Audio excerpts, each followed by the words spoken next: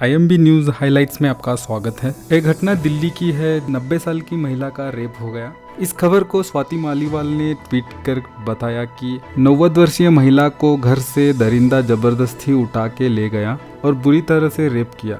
अम्मा को बहुत चोटें आई हैं, उनसे मिली तो रूह कांप गई। बहुत रो रही थी और बोली, इस दरिंदे को फांसी दिलाओ। हैवानियत की हद है। 6 महीने की बच्ची हो या 90 वर्ष की महिला, कोई सुरक्षित नहीं है। शिवसेना के मुखपत्र सामना में आज एक लेख आया है। हिंदुत्व और संस्कृत का धर्म और 106 शहीदों के त्याग का अपमान किया गया। छत्रपति शिवाजी महाराज के महाराष्ट्र पर नशे की पिचकारी फेंकने वाले व्यक्ति को केंद्र सरकार विशेष सुरक्षा की पालकी का सम्मान दे रही है। राजनीतिक एजेंडे को सामने लाने के लिए देशद्रोह पत्रकार और सुपारीबाजी कलाकारों के राजद्रोह का समर्थन करना हरामखोरी ही है। अहमदाबाद, गुड़गांव, लखनऊ, वाराणसी, रांची, हैदराबाद, बेंगलुरु और भोपाल जैसे शहरों के बारे में अगर कोई अपमानजनक बयान देता तो केंद्र ने उसे वायु सुरक्षा की पालकी दी होती क्या? इस बात को महाराष्ट्र के भाजपाई स्पष्ट करे। सब्जियों के दाम बढ़ने से सब्जी वाले परेशान हैं। दिल्ली और यूपी के कई सब्जी लेने वाले ने कहा कि मंडी में सब्जी के दाम बढ़े हैं और ग्राहक नहीं ले पा रहे हैं, बहुत नुकसान हो रहा है। वाराणसी में भी नाविकों की स्थिति खराब है। एक नाविक ने बताया, बचपन से नाव चलाकर अपनी आजीविका कमा रहा हूँ। अब परिवार वाले कह रहे हैं कि दूसरा काम कीजिए, पर मैंने दूसरा काम कोई भी नहीं सीखा जो नाव छोड़कर उसे करूँ। आरपीएफ ने करीब 50 लोगों को कोलकाता और सूरत और अन्य जगहों से गिरफ्तार किया है। ये पूरी तरह से इंडियन गैंग है। एक अवैध टिकट सॉफ्टवेयर का मामला है और इसमें कई लोग गिरफ्तार भी हो चुके हैं। कोई इन्हें ट्रेस न कर पाए, इसलिए ये बिटकॉइन का इस्तेमाल करते थे। आरपीएफ के डीजी ने लोगों से निवेदन किया कि ऑथराइज्ड वेबसाइट से ही टिकट खरीदे। गुजरात के वडोदरा में सर सयाजीराव जनरल अस्पताल के कोविड-19 और आपातकालीन वार्ड में आग लगी। आग को बुझाया गया। अभी तक कोई हताहत की जानकारी नहीं है। यूपी के महाराजगंज में एक बछड़ा कुएं में गिर गया था। उसे बचाने के लिए आदमी कुएं में गया। उसने बछड़े को निकाला, पर जब वो बाहर नहीं आया तो एक एक करके 4 और लोग अंदर गए, जिन्हें बाद में बाहर निकाला गया।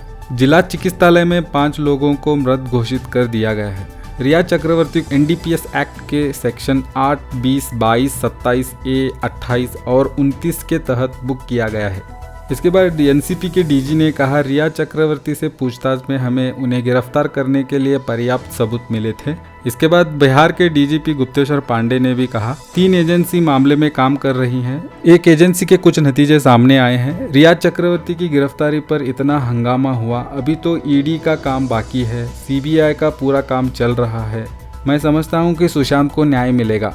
ये खबर सुब्रमण्यम स्वामी की है, जिन्होंने बीजेपी आईटी सेल के हेड अमित मालविया को बाहर निकालने को कहा। उन्होंने कहा, कल तक अगर मालविया को बीजेपी आईटी सेल से नहीं हटाया जाता है तो जो कि नड्डा के लिए मेरा 5 गांवों का समझौता प्रस्ताव है, अगर उसे हटाया नहीं गया तो इसका मतलब है कि पार्टी मेरा बचाव नहीं करना चाहती है। पार्टी में कोई मंच नहीं है जहां मैं कैडर की राय मांग सकता हूं, इसलिए मुझे अपना बचाव करना होगा। तमिलनाडु सरकार ने गरीबों को लाभ पहुंचाने वाली प्रधानमंत्री किसान योजना में बड़े घोटाले का खुलासा किया है। तमिलनाडु सरकार ने पाया कि धोखाधड़ी करके 110 करोड़ रुपए से अधिक का भुगतान ऑनलाइन निकाल लिया गया। ये सब सरकारी अधिकारियों और कुछ स्थानीय राजनेताओं की मदद से हुआ। तमिलनाडु के प्रमुख सचिव गगनदीप सिंह बेदी ने बताया कि अगस्त में नाटकीय रूप से कई लोगों को इस योजना में जोड़ा गया था। जांच में पाया गया कि एग्रीकल्चर के अधिकारियों ने ऑनलाइन आवेदन अनुमोदन प्रणाली का उपयोग किया था। मॉड्स ऑपरेंडी में सरकारी अधिकारी शामिल थे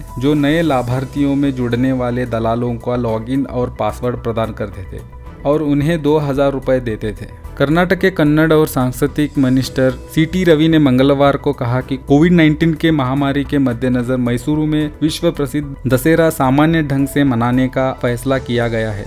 दशहरा उच्चाधिकारी समिति की बैठक में ये तय किया गया है कि चामुंडेश्वरी मंदिर में और अंबा विलास महल परिसर में सारे पारंपरिक आयोजन दूरी बनाकर रखने के नियम के साथ संपन्न किए जाएंगे तथा विश्व विख्यात जंबू सवारी महल तक ही सीमित रखा जाएगा।